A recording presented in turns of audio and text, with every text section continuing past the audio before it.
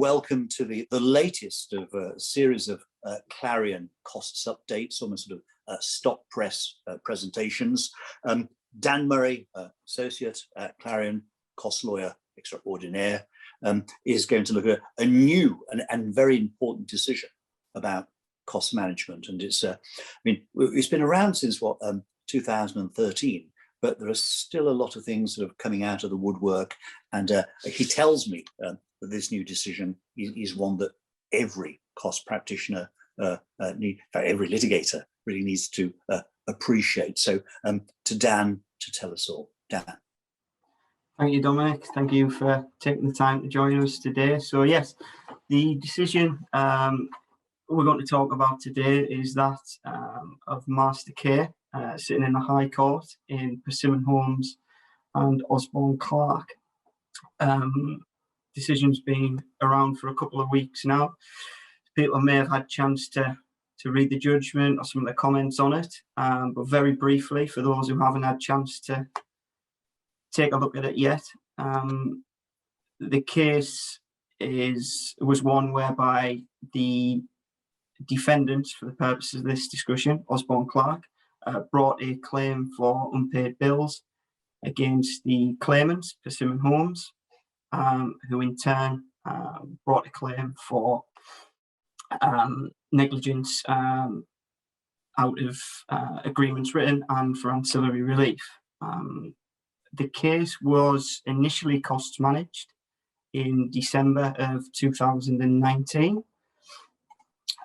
The claimant's Persimmon's budget was approved, I believe, in around the region of 1.4 million, and 1 million of that was in terms of future costs. Thereafter, in December of 2020, there was an application to revise the cost budget. There was a application made for a variation to the approved cost budget on 3 grounds, because of 3 alleged significant developments. Those were the costs in relation to Part 18 requests and those in the subsequent replies, the costs of 2 further CMCs, and the largest limb, or the largest alleged significant development, which was because of disclosure. The parties' cost budgets being based on disclosure taking place under models A and B, whereas it actually took place under model C. Subsequently, all 3 of those sought variations were rejected by Master K, and we're going to take a little look at the reasons why each of those were refused now. So in terms of the Part 18, the cost, of the Part 18 request for further information, it was Master K's opinion that while she wasn't entirely satisfied that that constituted a significant development for the purposes of cost budget revision, the application to vary the cost budgets was not made promptly enough. So if we take a look back at CPR 3.15A, which came into effect in October of last year, along with the Precedent T. So within CPR 3.15A, it establishes that in order to vary a cost budget, first, there must be a significant development which would warrant such a revision. And if so, any application must be submitted promptly to revise the cost budget. And that was something that Master K considered, stated, and said that was the threshold test that must be met before the court can then go on to use its discretion and assess the extent of any allowed or permitted revision to a cost budget. Yeah. Can I add here that last September, like the week before the rule came in, I did a talk alongside Master McLeod, and she was very clear that if there was delay, then there'd be nasty consequences. And that the question that's been hanging in the air is because it says, you've got to deal with it promptly. What the hell is promptly? But so I'll leave you now to tell us why the three elements were rejected. Yeah. Thank you, Dominic. You're quite right. That discussion has kind of come to fruition here because there has been nasty consequences initially for the claimants. In terms of the Part 18 requests, just to give a bit more background to those were made 10 months prior to the application to vary the cost budget. All the costs in relation to those requests had already been incurred 4 months prior to the application. And because of that, it was not deemed to be prompt at all. Obviously, another limb of CPR 3.15A, I think it's subsection 6, states that there is there's discretion at the court and an understanding that some costs will be incurred whilst the application is made and whilst it's being heard. It doesn't expect the litigation to stand still, but by no means. Because it was always like an absurdity that you had to make an application when the thing was happening, and you couldn't make the application unless and until something had happened. But of course, by the time it had happened, some work necessarily would have been done. So it was always a bit of a nonsense, that, wasn't it? I thought. Yeah. Well, it was, and that's what the rules have corrected. So that yes, it fully expects work to be ongoing, but the work can't all be completed before the application is made. No. And that length of time, that's a long time to wait, isn't it? It is. Alarm bells should be going off. And I think that's a point for your clients, all these people that you advise on costs, that they've really got to be aware and alert to the risk. And if something happens, you don't sit on your hands. Yeah. Absolutely, and it's very similar reasoning for the second limb failing as well, Dominic, in terms of the CMCs. So again, the initial cost budgets did not include provisions for two further CMCs. But by the time the first CMC had taken place, the parties were aware that there was going to be at least one further CMC, and they failed to invite the judge at the initial budget and hearing to allow amended cost budgets or delay cost budgeting until documents could be drawn. And I mean, this is like a litany of how not to do it, frankly, isn't it? Yeah. I think so. Yes, I think just in terms of this case, perhaps the parties have given Master Care an easier ride, maybe the wrong word, but they've made it easy. No, Dan, you're right. If it's an obvious case, it's really easy for a judge to give somebody a kicking. If it's in the balance, then that won't happen. It's a bit like, I suppose, like the Mitchell case, and the sanctions there. The court thought this is a really bad case, so we can make an example, and they did. And that's always the risk that. If it's extreme, it's dangerous. Absolutely. And just in terms of the second further CMC, now this is probably the most interesting bit of this particular film, especially to me. So the second further CMC was due to take place after the budget application had been made. That wasn't due to be heard until January of 2021. Of course, the application was made in December 2020. Very good. Master Care decided that the application was still not prompt for the purposes of CPR 3.15A, and that was because the order listing the CMC was made, the second further CMC, I'll just clarify, was made 4 months prior to the budget revision application being made. Oh, God, yeah. I mean, these are all sort of great. These aren't like warning signs, are they? These are like sort of grenades going off, aren't they? Explosions, and one would expect people, frankly, to jump, think, God almighty, I never. Right, we've got to. This is because a CMC is an expensive affair if you're going to do it properly. Yeah. Yeah, I can kind of see. I suppose this is the only one where I can kind of see some logic in it being a bit late, because It was at least made before the second CMC, Yeah. but it Yes. just shows the importance. As soon as those court orders come in, as soon as Yeah. documents signed, you've got to make the applications. Correct. And what was the third element? So this was for the disclosure model change, and this was the element of the budget revision that carried the most costs with it.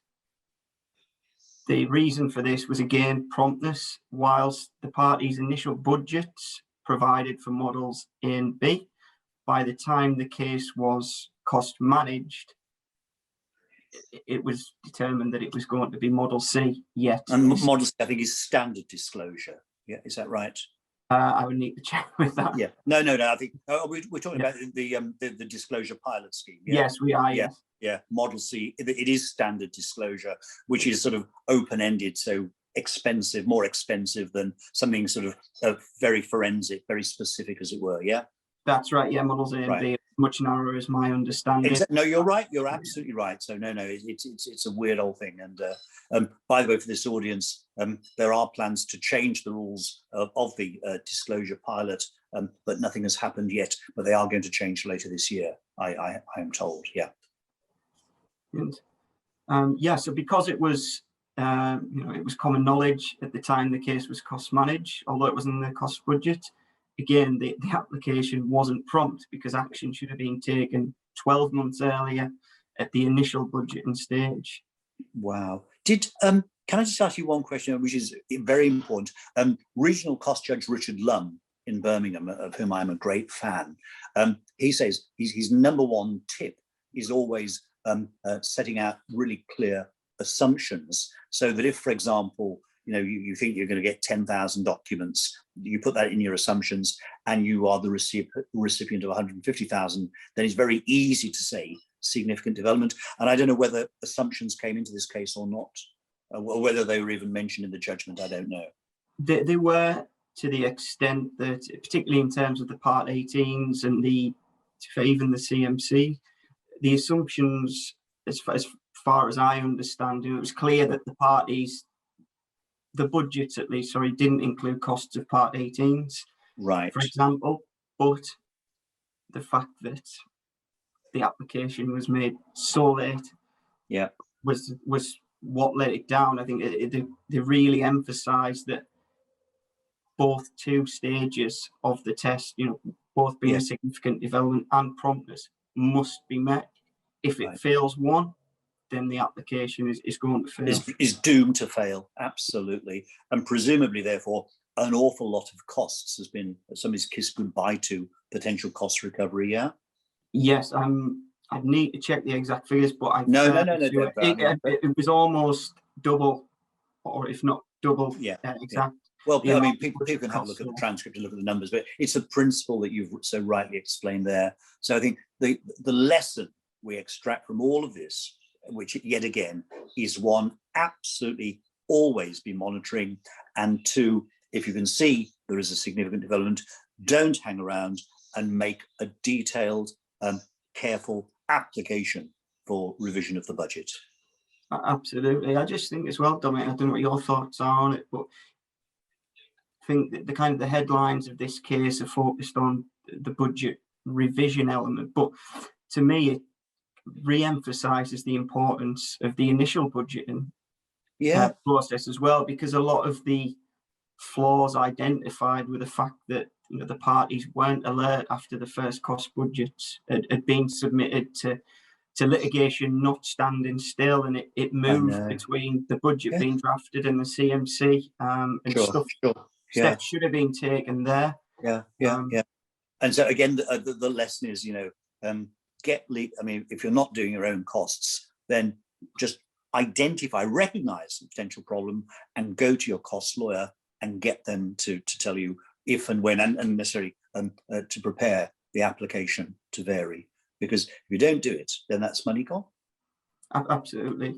And I just think, just in terms of tips, we can give to practitioners, Dominic. Do tell us. In terms of timings, I think you touched on it very briefly a couple of seconds ago. When this stuff's happening, when you're being served with requests for further information or additional expert evidence? Or are you going off and seeking additional evidence yourself, or drafting? Or the new experts, additional experts coming in. Yeah, you've got to instruct your cost draftsman or your cost lawyer at the same time. Sure. And I say disclosure is the great unknown, because so often in litigation, you got a sense of it, but you don't know what's in the warehouse, what's in the cupboard, and I mean, a mountain of it could cascade down, and that really does become very expensive. Yeah, absolutely, and I couldn't agree more that the assumptions are key. If you get some type of quantity in the assumptions, so you've got something to come to the court with if it's exceeded. Sure. Okay. Can I just ask you just another quick question? If you don't mind. So no, go on. In terms of the judgment, Master K at several occasions said that she wasn't going to allow this revision because of the reasons we've discussed, but it would be for the cost judge assessment to decide if there was good reason to allow more than the budgeted figures. Oh, that's because Rule 318, again, the court, at the very end of the case, the court can. I mean, that's very problematical, isn't it? Because I think, I'll be corrected, but I think in Harrison, I mean, really the message in Harrison, Court of Appeal back in 2017, was that, the whole point of having the budget is that you know where you're going, you know what you're in for, you know your exposure, you know your liability. So to start jigging around at the end is quite a tall order, isn't it? And I had a chat with Alex Hutton, great Silk, who was in Harrison and for the defendant. And so he felt that the Court of Appeal, I think one of the messages, and I'll be corrected, was that the Court of Appeal said, the whole point of the budget is certainty. The minute you start saying at the end, oh, well, we're going to radically alter the numbers. And indeed, I think one point Alex made is that people, in fact, Rupert Jackson made this point, that the budget, people are entitled to rely upon it. And you will get some parties, claimants or defendants, who will think, well, if that's what we're in for, if that's what we have to pay if we lose, if that's what our recovery if we win, then they decide to continue in the proceedings. So it's almost like an estoppel, like a representation point. So if at the end, you're the defendant and the claimant wins and their budget is, 700,000, and then suddenly they're saying, right, we want 1.1 million, you can sort of understandably see this sort of, well, hold on a bit, that wasn't the deal, know? Yeah. So I think that's a really important point. So I mean, I would be surprised if there were, I mean, it's a long way down the line, but even in the event of success, I think it's a high hurdle, and I'll welcome your views, to persuade the court that the budget should almost be scrapped, be abandoned. Yeah? Yeah, I agree. I mean, in terms of the threshold for budget variation and getting a great amount of assessment, the significant developments and the good reason, I think they are different thresholds, and I think there's a conception that good reason is lower than significant development. But to me, if I was advising a client, if I were to turn around and say, we failed here, but it's okay, I think we'll get an assessment, I don't think I could do that, because like I say, it would cause too much conflict, and it kind of negates why these rules were put in place in the first place. Well, I mean, if we go back to starters, I mean, Sir Rupert Jackson, and I actually, monitored the disclosure, the budgeting pilot scheme for him. And I mean, his line all along is that, you need to know at the beginning what you are in for at the end. And of course, and broadly, Rule 315 now and 315A, the revision, I mean, they both allow, if there is a significant development, they allow you. That means that the numbers on day one aren't necessarily cast in stone, because something might happen. You might get a defendant who has admitted liability, and then they're granted permission to resile from the admission. So suddenly the costs are going to explode because you've got all the liability stuff to go in. So that is achingly a significant development, and therefore a brilliant reason to vary the budget. But I just get a real sense that judges are going to be resistant, put it no higher than that, to allowing people to start sort of massaging the numbers. Yep, absolutely, especially when applications like this have failed. Sure. Yeah, and I mean, on the face of it, some of those things would be significant developments, wouldn't they? Arguably, like the disclosure model shifting and all the rest of it. But so that would give you some sort of leeway. But I'd be surprised. I'd be surprised if there was a drastic enhancement at the end where they failed. I mean, there's also you're absolutely right. It is a different test, a different threshold, but you can almost see the paying party saying, "Well, this is like you're trying to have another go on the roundabout. You've failed once, and now you're dressing it up. But effectively, it's the same thing. You're saying we want more money for disclosure. We want more money for this. If you didn't get it in a live application during the currency of the litigation, why should you be allowed to sort of come back again? Because it's almost like sort of an appeal without an appeal. It's like another go at it, isn't it?